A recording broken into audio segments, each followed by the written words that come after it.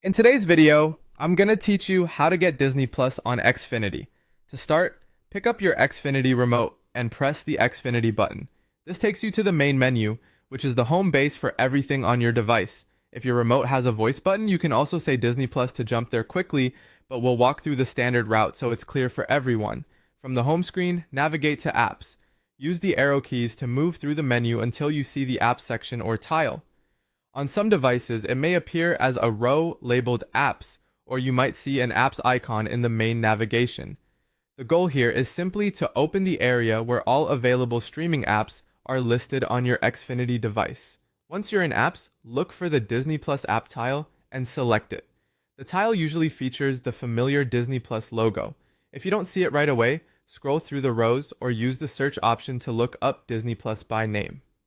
If it still doesn't appear, make sure your device is connected to the internet and that your Xfinity equipment supports streaming apps like Xfinity X1 or Xfinity Flex. After the Disney Plus app opens, you'll land on the Welcome or Sign In screen. If you already have a Disney Plus account, choose Sign In. Enter your account email and password using the on-screen keyboard. Take your time here. Entering passwords with a remote can be a bit tedious, and many apps include a show password toggle to help prevent typos. In some cases, the app may display an activation code and ask you to complete sign-in on a mobile device or computer. If you see that, just follow the on-screen instructions and you'll be signed in on your TV automatically. If you don't have a Disney Plus account yet, select Sign Up Now. The app will guide you through creating a new account, which typically includes entering an email, choosing a secure password, selecting a plan, and adding a payment method.